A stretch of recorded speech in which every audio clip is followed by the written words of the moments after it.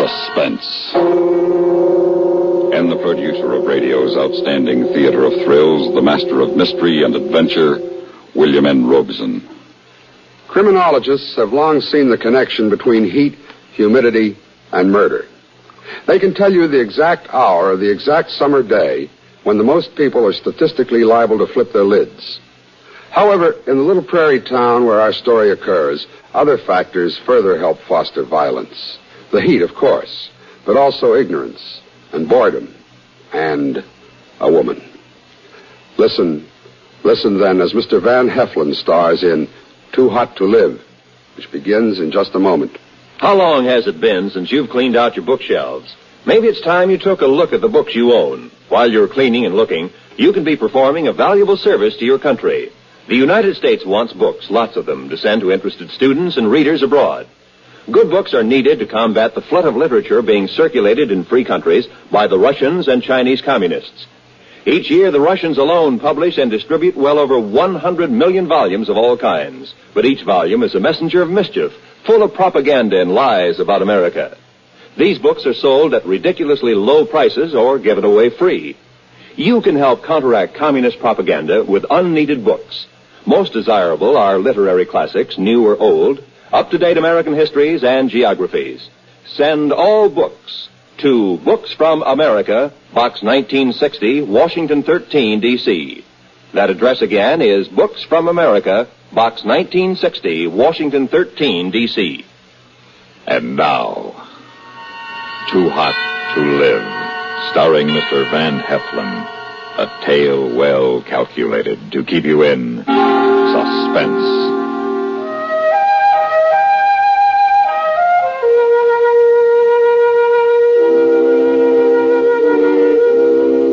The sun is starting to pucker the tar road leading into Marcus Junction. Sweat is beginning to streak through my shirt. My shoes are sucking tar every time I lift them. The sole of one boot busts loose and starts flapping against the road. That's bad. A drifter needs a good pair of shoes, and I'm on the drift. Marcus Junction, no different than 1,000 others like it. About a mile square of small buildings all pasted together. I walk a couple of blocks without finding a shoemaker. Town's almost empty this Saturday morning, except for a man walking my way, a big man, really big. Both ways, big high and big wide. The last man I want to see.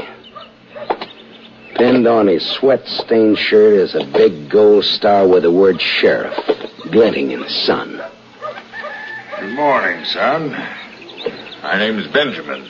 Benjamin Maxwell. Good morning, Mr. Maxwell. Benjamin, son. Call me Benjamin. That's the handle that shakes this pump.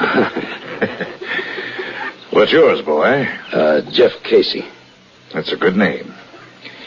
What brings you to our town, Jeff? Oh, well, I'm just passing through. I wonder where I could get this shoe fixed. Well, pretty socks. Yeah. But who'll take care of the shoe? Well, I'm going down to Stacy's for a cup of coffee. Shoe fixer's right next door. Come along, Jeff. Thank you. Say, how do you like this weather? If it gets any warmer, it'll be almost too hot to live. In a manner of speaking, you understand? Yeah, I understand. Well, here's the shoe repair. I'll be next door. Leave your shoes and waddle in on them pretty socks of yours. I'll buy you a cup of coffee. The shoemaker tells me that my shoes will take a couple of hours, so I start next door to join Benjamin.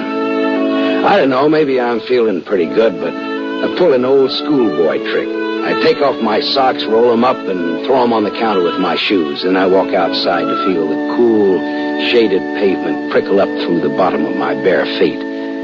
Through the window next door, I see 4 people in the restaurant. Benjamin waits for me to come in. Inside the entrance, a blonde waitress is arguing with a skinny old man in faded Levi's. The moon-faced short-order cook is soaking in every word of the argument. Oh, Jefferson. Oh, yeah, hi, Benjamin. Well, I come for that coffee. In a minute. Rachel's about said her piece. Now find yourself a street corner and get it out of your system. Oh, you are bad. Bad beyond all saving. See you around, Pop. I don't hope. That girl plays rough. That's just Rachel's way, Jefferson. I see you lean to bare feet. Yeah. Hey, what's yours, good looking? Coffee, please, black. Coffee barefoot. Like you, handsome. Oh, your friend's real pretty, Benjamin. You think everybody's pretty, Rachel. But he's a doll. Be around long, handsome? It's long enough to get my shoes fixed. Oh, too bad you ain't sticking around. New faces are scarce around here. Especially one like yours. Well, I've got some law to enforce. Now, you behave yourself, Rachel. You know it. Tell me what it's like in the world outside, handsome. Hey, Rachel, why don't you put up some more coffee? Tend your bacon, lover. I got company. Is that your boyfriend? Lover boy there? Oh, no, that's Kenny. He's keeping company with a hot grill. You oughtn't to talk about me like that, Rachel. It ain't very nice. Then don't bother me while I'm with my friends. Hey, handsome, I'm off about now.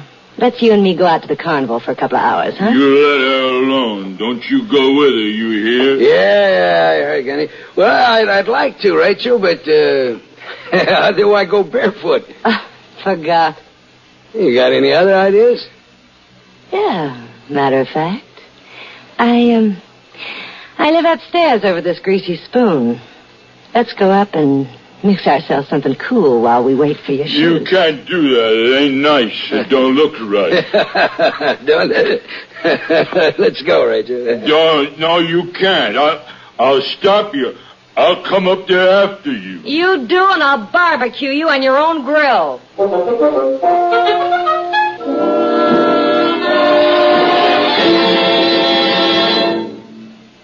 In a moment, we continue with the second act of Suspense. 1, 2. It's a 1-2 victory for Rambler in the Mobile Gas Economy Run in Compact Car Class A. A Rambler American and a Rambler 6 finished first and second. Both Ramblers led all other cars in the Mobile Gas Economy Run. Rambler's incredible records, 25.29 and 22.96 miles per gallon with automatic transmission. A brilliant victory in the toughest, longest Mobile Gas Economy Run of all. 1,898 rugged miles from Los Angeles to Kansas City, across deserts, up mountains, through congested city traffic. Already the holder of the all-time post-war records for the Mobile Gas Economy Run, Rambler proves once again that it is indeed America's leader in gas economy. Of course, Rambler with standard or overdrive transmission has even greater fuel economy. You save more on upkeep, on insurance, on depreciation, because Rambler has highest resale value of all low-price cars. Go Rambler, the proved economy king at Rambler dealers. And now, starring Mr. Van Heflin, Act 2 of Too Hot to Live.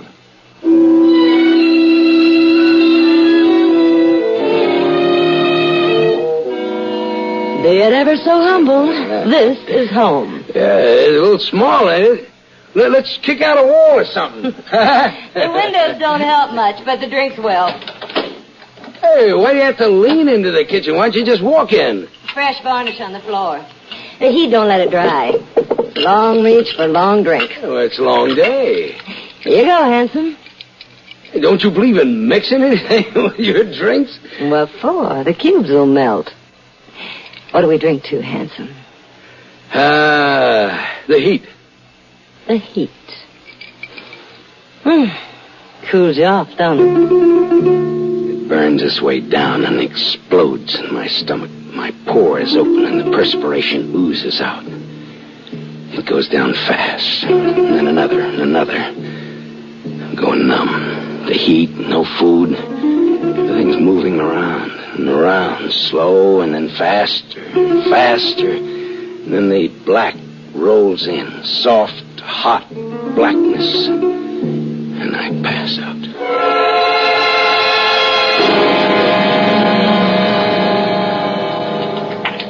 All right, come on. That part of it. I've got something to show you. Hey, let me alone. Over there, in the corner of the kitchen. Hey, take your hands off me. See her? That's how I found her. You beside her and your filthy hands still tied around her throat. You killed her. You killed Rachel. It doesn't make any kind of sense.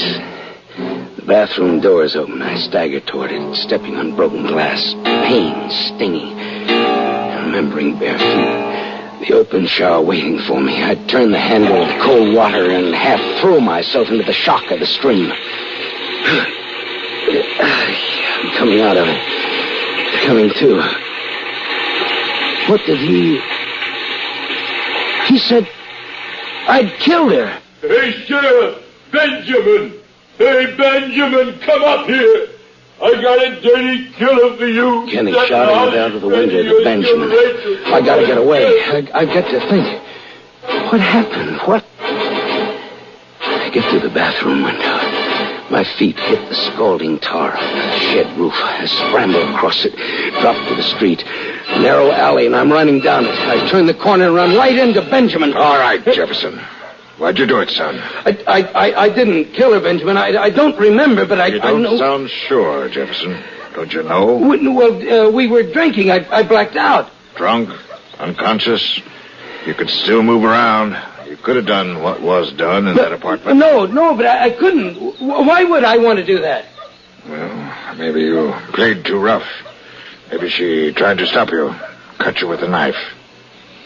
Why'd you run away? Well, I was scared. Kenny said that my hands were around her throat. Well, I'll have to lock you up. I'll go back and have a good look around. Maybe I'll find something. And if you don't? Rachel's dead, Jefferson. Somebody killed her. They'll try to hang me. Why can't I remember what happened, what led to this? The sweat's rolling down Benjamin's forehead, collecting along the top of his glasses, sliding into his eyes. They smart and snap shut. I slap at his glasses, knocking them off his face, and grab for his gun. His arm comes down fast, hard, chopping at my hand, numbing my arm, and the gun falls to the road. I run, hopping up and down, lopsided. Jefferson! Come back here! You can't get far! Jefferson! You'll never get away from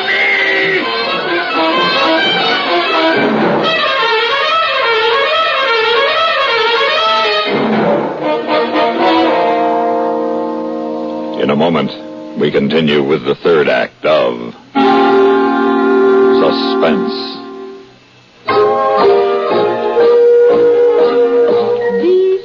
Look smart, keep up to date with Pepsi. Drink light, refreshing Pepsi. Stay young and fair and debonair. Be sociable, have a Pepsi. When friends drop in, let your hospitality show you're sociable in the modern manner. Pepsi, you know, is the favorite of the smart and young at heart. Be sociable, look smart, keep up to date with Pepsi. Drink light, refreshing Pepsi. Stay young and fair and debonair. Be sociable, have a Pepsi. Have you tried a Pepsi lately? And now, starring Mr. Van Heflin, Act 3 of Too Hot to Live.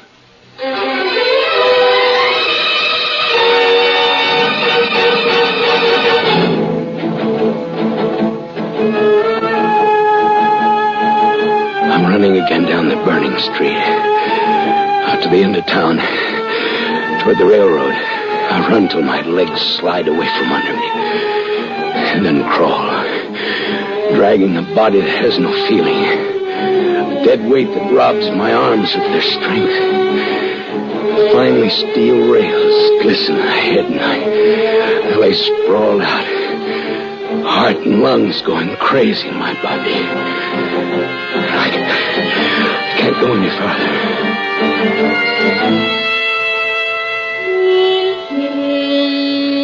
The sun is moving away toward the west now. And I come to, feeling a little better. I know what I have to do now. Find Kenny and one way or another force him to tell the truth, because he must be lying. I start back to town. Stepping gently, I make my way through the alley to the restaurant. There's a stranger behind the counter. Well, howdy. Hi. Where's everybody? Well, most of them are at the carnival. Some are looking for a killer roaming around. Oh, yeah, I heard about him. I heard he was picked up a couple of miles out. Good deal. You know, Rachel worked here. Yeah, I know. Say, where's Kenny? Oh, he's out at Clovis' place. Wanted to be the one to tell Rachel's father about, you know. Oh, yeah, sure. I ought to go out there and pick him up. See, I don't know that place too well. How do I get there? You just follow the road down about half a mile out of town. Find a dirt cutoff. Can't miss the mailbox. Thanks. Say, if you miss him, who'll I say is asking? Oh, well, just tell him that his cousin Jim was here. Yeah, well, pleased to have met you. Hey, you ain't wearing shoes. You're the one. You're the killer. Run again. Another alley. Blistering pavements, cement ripping my feet. Time is running, too. Running out. Benjamin will know where I'm going. Out on the main highway. Beyond the town now. Another quarter mile. Another 100 yards. At last, the mailbox that says Clovis. And the dirt cutoff. An old 2-story farmhouse rises out of the field around me. A big gray barn stands off near the house. And 2 old cars are sitting empty behind it. And he's got to come out to one of them. I'll wait. Time still running out and away from me. Little shimmering waves of heat rise off the tin hoods of the cars. Here he comes, at the last. Quiet or I'll break your back. Oh, no. I want the truth, Kenny. The truth if I have to kill you for it. Get off of me. I didn't kill Rachel, and you know it. You did. I didn't. No. I didn't. No, You no. killed her, you crazy, jealous. No. Yes, you came to check. You came to check and you found us drunk and you got wild. You killed her. I didn't. I can prove it. Prove it? There wasn't 3 minutes between the time I left the restaurant and the time I called Benjamin. Not enough time to get up there, kill her, and bring you around. 3 minutes. I can prove it. That's all the time. You did it. Your hands were still around her throat when I came in. You killed Rachel. And there it is. He isn't lying about the 3 minutes. That gloating smirk on his face tells me that. I had killed her. The horror of this afternoon had been for nothing. Kill him! Don't just stand there shoot. He's the man who killed your daughter. He stands there watching. A skinny old man in faded Levi's. A double-barrel shotgun's cradled in his arm, but he just looks at me. A wild fire striking out of the black pupils of his eyes. Shoot him! He killed your daughter. She was no daughter of mine. He killed Rachel. Your father. I thought that was some kind of a nickname of hers. That, you know, when she was calling you Pop. She was born to me, and I named her Rachel from the Bible. But she was the daughter of Satan. I'm sorry, Mr. Clovis. Shoot him. Because of him, Rachel is dead. She turned away from me, but within me the voice was strong. I followed her, begging, in the place where she lived. I'm sorry, I was drunk. I was crazy. In that apartment, the stench of drink like an evil cloud. You lying there drunk with the devil's fever. You were there? Shut up, you old fool. And it came to me like a voice from on high. I knew what I must do. You killed her. It wasn't me, it was you. Now you did it. You couldn't keep your mouth shut. You knew he did it, Kenny. You tried to make me believe that I'd been the one. Why? You and tramps like you, always keeping her from me. You didn't care. You laughed at me, made Rachel laugh at me. I passed the old man when I went up. I knew as soon as I walked into the room. And you tried to blame this on me. Why not? It wasn't that old man who killed her. You killed her, and you'll die for it. Give me the gun. Oh, no, Kenny. Not now. Turn around, mister. Turn around and see it when it happens. Put up your gun, Kenneth. No. No.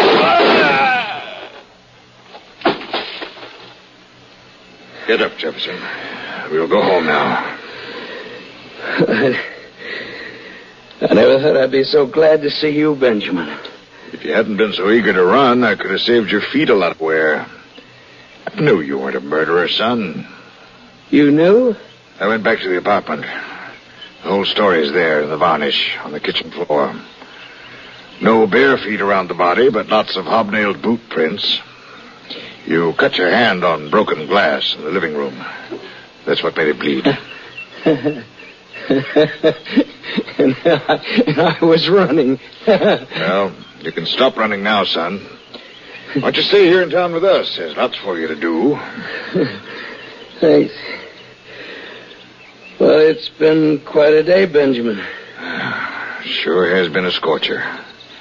Glad to see the sun going down. On a day like this, it's almost too hot to live. Oh, no, don't say that, Benjamin. It never gets that hot.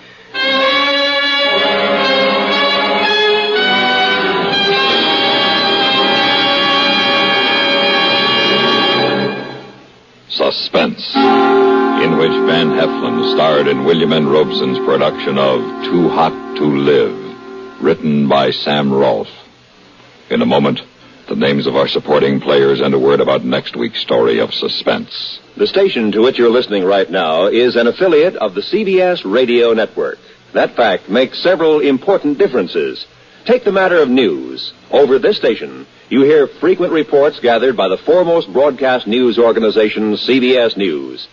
Reports supplemented by the thoughtful commentary of such distinguished CBS newsmen as Edward R. Murrow, Lowell Thomas, and Eric Severide.